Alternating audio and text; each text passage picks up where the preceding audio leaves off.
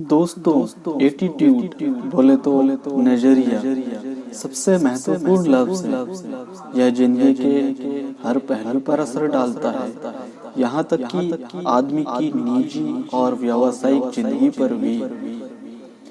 क्या कोई आदमी अच्छे नजरिए के बिना अच्छा अफसर बन सकता है? क्या कोई छात्र अच्छे नजरिए के बिना अच्छा छात्र बन सकता है? क्या माँ बाप, शिक्षक, सेल्समैन, मालिक या कर्मचारी अच्छे नजरिए के बगैर अपना किरदार अच्छी तरीके से निभा सकते हैं? हमारा क्षेत्र चाहे जो भी हो, पर दोस्तों कामयाबी की बुनियाद तो सिर्फ नजरिया ही है। अगर कामयाब होने के लिए नजरिए की इतनी ही अहमियत है, तो क्या हमें जिंदगी के बारे में अपने नजरिए की जांच परख नहीं करनी चाहिए? क्या हमें खुद से यह सवाल नहीं करना चाहिए कि हमारा नजरिया हमारे मकसद पर कैसे असर डालता है? दोस्तों, हार्वर्ड यूनिवर्सिटी के विलियम जेम्स का कहना है कि हमारी पीढ़ी की सबसे बड़ी खोज यह है कि इंसान अपना नजरिया बदलकर अपनी जिंदगी को बेहतर बना सकता है। आज मैं आपको आपके नजरिए, आपके एटीट्यूड से जुड़ी ऐसी जादुई बातें बताने वाला हूँ जो आपको आपकी सफलता के लिए रामबाण साबित होगी। मेरे प्यारे दोस्तों, आज की यह वीडियो आपकी सफलता के लिए एक महत्वपूर्ण सीढ़ी साबित होगी। अगर वीडियो पसंद ना आए तो वीडियो को डिसलाइक कर दीजिएगा दोस्तों, और पसंद आए तो लाइक, शेयर और सब्सक्राइब जरूर कर दीजिएगा मेरे दोस्तों। और मेरी बताई गई कोई भी बात अगर आपको समझ में नहीं आती है तो कमेंट बॉक्स में कमेंट करके जरूर बताएं। तो चलिए मैं आपको बिना देरी करते हुए वो बात बताने वाला हूँ जो आपके नजरिए को पूरी तरीके से बदल कर रख देगी। क्या आपको कभी इस बात पर हैरानी हुई है कि कुछ लोग, संस्थाएं या देश अधिक कामयाब क्यों होते हैं? इसमें कोई राज नहीं छिपा है मेरे प्यारे दोस्तों। वे इसलिए कामयाब होते हैं क्योंकि वे दूसरों के मुकाबले अधिक असरदार ढंग से सोचते हैं, और यही सोचने का उनका जो ढंग है, यही उनका नजरिया होता है दोस्तों। और इसी नजरिए की बदौलत वे अधिक कामयाब होते हैं। क्या आपको पता है मेरे दोस्तों, हजारों साल पुराने मंदिर, गिरजाघर, किले और गुफाएं आज भी क्यों बचे हुए हैं? ये भव्य दिखने वाली इमारतें, ये मंदिर, इनकी नींव बहुत मजबूत होगी। जिस तरह इन भव्य दिखने वाली इमारतों के टिके रहने के लिए उनकी नींव मजबूत है, उसी तरीके से कामयाबी के टिके रहने के लिए भी मजबूत बुनियाद की जरूरत होती है। और कामयाबी की बुनियाद होती है नजरिया। इंग्लिश में इसको एटीट्यूड कहते हैं दोस्तों। और यही आपका जो एटीट्यूड है आपको कामयाबी दिलाने के लिए मुख्य बिंदु साबित होता है। एक बार एक आदमी मशहूर फ्रांसीसी फिलोसोफर ब्लेज पास्कल से मिला और उनसे पूछा, अगर मेरे पास आपके जैसा दिमाग हो तो क्या मैं बेहतर इंसान बन जाऊंगा? तब पास्कल ने बेहद ही खूबसूरत जवाब दिया, बेहतर इंसान बनो, तुम्हारा दिमाग खुद ब खुद मेरे जैसा बन जाएगा। हम सभी बाइबल में बताई गई डेविड और गोलियत की कहानी जानते ही हैं। गोलियत एक राक्षस था। उसने हर आदमी के दिल में अपनी दहशत बैठा रखी थी। एक दिन 17 साल का एक भेड़ चराने वाला लड़का अपने भाइयों से मिलने आया। उसने पूछा, तुम इस राक्षस से लड़ते क्यों नहीं हो? उसके भाई गोलियत से डरते थे, तो उन्होंने जवाब दिया, क्या तुमने देखा नहीं, वह कितना विशाल है, उसे मारा नहीं जा सकता। इस पर डेविड ने बहुत ही सुंदर बात कही थी, बात यह नहीं है कि बड़ा होने की वजह से उसे मारा नहीं जा सकता, बल्कि हकीकत यह है कि वह इतना विशाल है कि उस पर लगाया गया निशाना कभी चूक ही नहीं सकता। उसके बाद जो हुआ हम सभी जानते ही हैं। डेविड ने उस राक्षस को एक गुलेल से मार डाला। राक्षस वही था, लेकिन उसके बारे में डेविड का नजरिया अलग था। यही हमारी जिंदगी में भी होता है दोस्तों। हम नाकामयाबी को कैसे देखते हैं? यह हमारे नजरिए से ही तय होता है। आशावादी सोच वाले व्यक्ति के लिए नजरिया कामयाबी की सीढ़ी बन जाता है और निराशावादी सोच के आदमी के लिए यह रास्ते का रोड़ा बन जाता है। चलिए मैं आप लोगों से एक कुछ सवाल पूछता हूँ। क्या हम नजरिए के साथ ही जन्म लेते हैं या उसे बड़ा होने पर विकसित करते हैं? दूसरा सवाल, हमारा नजरिया किन चीजों से बनता है? अगर माहौल की वजह से जिंदगी के बारे में आपका नजरिया नकारात्मक हो गया है तो क्या आप उसे बदल सकते हैं? तो दोस्तों, दरअसल हमारे नजरिए का ज्यादातर हिस्सा हमारी जिंदगी के शुरुआती सालों में ही बन जाता है। यह सच है कि हम अपने मिजाज की कुछ खासियतों के साथ ही पैदा होते हैं, लेकिन बाद में हमारा जो नजरिया बनता है उसे खास तौर से ये 3 चीजें तय करती है। पहला एनवायरनमेंट, दूसरा एक्सपीरियंस और तीसरा एजुकेशन। यानी कि पहला है माहौल, दूसरा तजुर्बा और तीसरा है शिक्षा। अब माहौल आपके नजरिए पर कैसा असर डालता है, आइए जानते हैं। माहौल में कुछ चीजें शामिल हैं, जैसे घर अगर अच्छा हो तो अच्छा असर डालेगा, बुरा हो तो बुरा असर डालेगा। स्कूल में साथियों का दबाव भी आपके नजरिए पर असर डालता है। काम में अगर कोई मददगार होगा तो मददगार असर डालेगा, या कोई जरूरत से ज्यादा नुक्ताचीनी करने वाला कोई सुपरवाइजर हो तो वह भी आपके नजरिए पर असर डालेगा। मीडिया के अंदर टेलीविजन, अखबार, पत्रिकाएं, रेडियो, फिल्में, इन सभी चीजों को देखकर हमारे दिमाग में जो असर पड़ता है यह भी हमारे नजरिए पर बहुत बड़ा असर डालता है। दोस्तों, सांस्कृतिक पृष्ठभूमि भी हमारे नजरिए पर बहुत बड़ा असर डालता है। इसके अलावा धार्मिक पृष्ठभूमि, परंपराएं और मान्यताएं, सामाजिक माहौल और राजनीतिक माहौल भी हमारे नजरिए पर बहुत बड़ा और गहरा असर डालता है। दोस्तों, चाहे घर हो, संस्था हो या देश हो, हर जगह की अपनी एक तहजीब होती है। उदाहरण के लिए अगर आप या मैं या कोई भी इंसान किसी स्टोर में जाते हैं तो वहाँ के मैनेजर से लेकर क्लर्क तक को आप विनम्र, मददगार, दोस्ताना और खुशमिजाज से भरा पाते हैं। फिर आप किसी दूसरी दुकान में जाते हैं जहाँ पर काम करने वालों को रूखा और बदतमीज पाते हैं। आप किसी घर में जाते हैं तो वहाँ माँ बाप और बच्चों को तमीज वाला, मिलनसार और दूसरों को ख्याल रखने वाला पाते हैं, जबकि दूसरे घर में जाने पर हर आदमी को कुत्ते बिल्लियों की तरह आपस में लड़ता पाते हैं। जिन देशों की सरकारों और राजनीतिक माहौल में ईमानदारी होती है वहाँ के लोगों में भी आमतौर पर ईमानदारी, कानून का पालन करने वाले और मददगार होते हैं। इसका उल्टा भी उतना ही सही है। जिस तरह बेईमान और भ्रष्ट माहौल में एक ईमानदार आदमी का जीना मुश्किल हो जाता है, उसी तरह ईमानदारी से भरे माहौल में एक बेईमान व्यक्ति को रहना मुश्किल हो जाता है।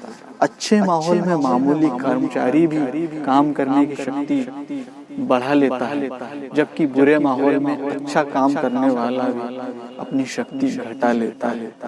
तहजीब, कल्चर कभी ऊपर से नीचे की ओर नहीं जाती है, बल्कि वह हमेशा ऊपर से नीचे की ओर आती है। हमें पीछे मुड़कर देखना चाहिए कि हमें खुद के लिए और अपने आसपास के लोगों के लिए कैसा माहौल तैयार किया है। बुरे माहौल में लोगों से अच्छे व्यवहार की आशा नहीं कर सकते हैं। जहाँ कानून का ना होना ही कानून बन जाता हो, वहाँ ईमानदार नागरिक भी चोर, उचक्के और बेईमान पैदा होते हैं। ठीक है ना? कुछ समय निकाल कर गौर कीजिए और हमारा माहौल हम पर कैसे असर डालता है और हम जो माहौल तैयार करते हैं वह दूसरों पर कैसा असर डालता है, यह सोचिए। फिर आपको खुद ब खुद पता चल जाएगा कि माहौल हमारे नजरिए पर कैसा असर डालता है। अब आता है हमारा तजुर्बा, कि हमारा एक्सपीरियंस किस तरीके से हमारे नजरिए पर असर डालता है, हमारे एटीट्यूड पर असर डालता है। दोस्तों, जब हम ढेर सारे लोगों से मिलते हैं मतलब अलग अलग लोगों से मिलते हैं, तो उन हर व्यक्ति से मिलने के बाद हमारा जो एक्सपीरियंस होता है वह अलग अलग होता है। अगर हम किसी अच्छे इंसान से मिलते हैं तो हमारा अनुभव अच्छा होता है और उसके लिए हमारा नजरिया भी जो है वो अच्छा होता है। पर बुरा अनुभव मिलने पर हम सावधान हो जाते हैं, ठीक है ना। अनुभव और घटनाएं हमारी जिंदगी के रेफरेंस पॉइंट बन जाते हैं। हम उनसे नतीजे निकालते हैं जो भविष्य के लिए हमारे लिए मार्गदर्शन, हमारी गाइडलाइंस की भूमिका निभाते हैं। तो इस तरीके से तजुर्बा हमारे नजरिए पर असर डालता है दोस्तों। अब आती है शिक्षा। हमारा एजुकेशन किस तरीके से दिमाग पर, हमारे नजरिए पर असर डालता है। शिक्षा औपचारिक और अनौपचारिक दोनों तरह की है। आजकल हम लोग सूचनाओं के सागर में गोते लगा रहे हैं, लेकिन ज्ञान और समझदारी का अकाल पड़ा हुआ। ज्ञान को योजनाबद्ध ढंग से समझदारी में बदला जा सकता है और समझदारी में कामयाबी दिलाती है। ठीक है। अगर हम योजनाबद्ध तरीके से समझदारी से हमारे ज्ञान को अपने अंदर लाएंगे तो यही ज्ञान और यही समझदारी हमें कामयाबी दिलाई। शिक्षक की भूमिका काफी महत्वपूर्ण होती है, ठीक है दोस्तों।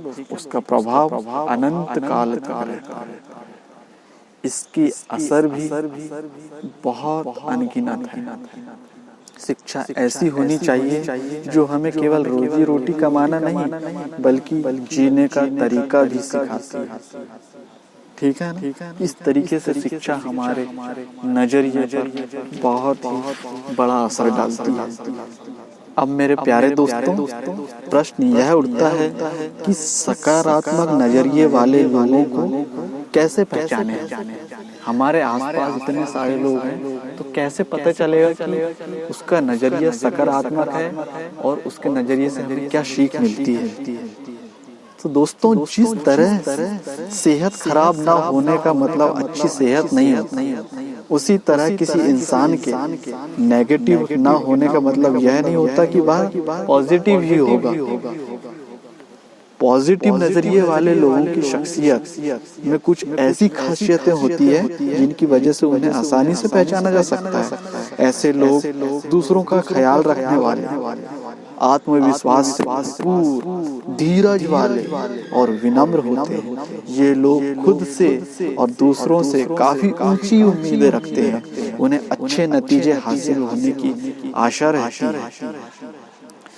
सकारात्मक नजरिए वाला आदमी हर मौसम में फलने वाले 12मासी फल जैसा होता है। उसका हमेशा स्वागत किया जाता है। दोस्तों, अगर आपका नजरिया सकारात्मक होगा, आपका नजरिया पॉजिटिव होगा, तो पॉजिटिव नजरिए के कई फायदे होते हैं और इन्हें आसानी से देखा जा सकता है। लेकिन क्या आपको पता है मेरे दोस्तों, आसानी से दिखाई देने वाली चीजों को उतनी ही आसानी से अनदेखी भी कर दिया जाता है, ठीक है ना। सकारात्मक नजरिया आपके लिए किस तरीके से फायदेमंद हो सकता है। देखिए, आपकी शख्सियत खुशनुमा हो जाएगी, जोश दुगुना हो जाता है, जिंदगी का आनंद बढ़ जाता है।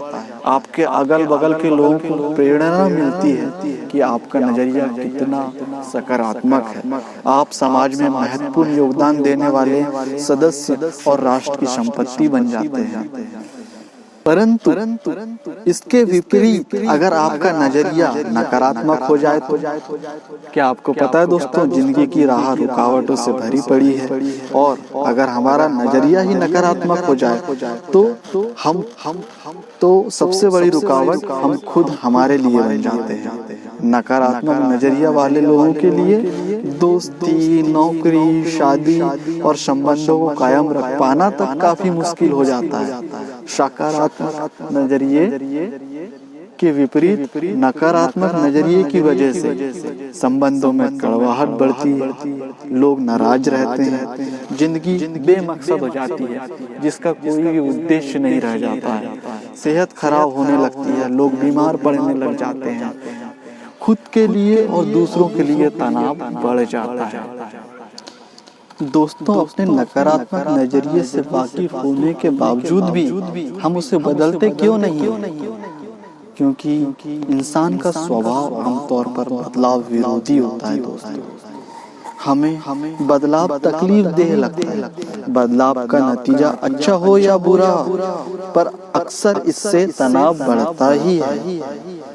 कई बार हम अपनी बुराइयों के साथ जीने में इतना आराम महसूस करते हैं कि बेहतरी के लिए होने वाले किसी भी प्रकार के परिवर्तन को कबूल करना नहीं चाहते। हम बुरे ही बने रहना चाहते हैं। इसीलिए चार्ल्स डिकेंस ने एक ऐसे ही कैदी के बारे में लिखा है जो सालों तक एक कालकोठरी में बंद था।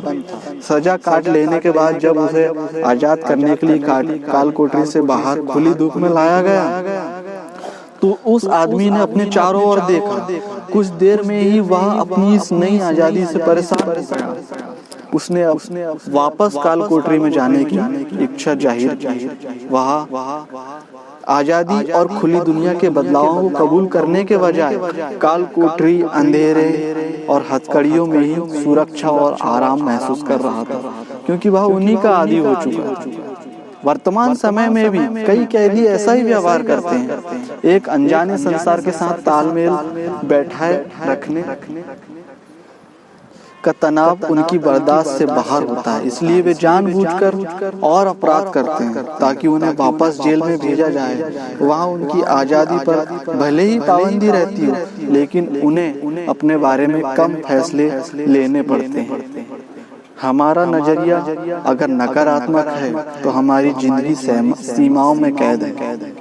ऐसे नजरिए की वजह से हमको अपने काम में सीमित कामयाबी ही मिल सकेगी। दोस्तों, इससे हमारे मित्रों की तादाद भी कम होगी और हमारी जिंदगी का आनंद भी हम कम उठा पाएंगे। इसलिए इस सोच को बदलते हुए हमारे नजरिए को भी सकारात्मक नजरिए की ओर ले जाना पड़ेगा।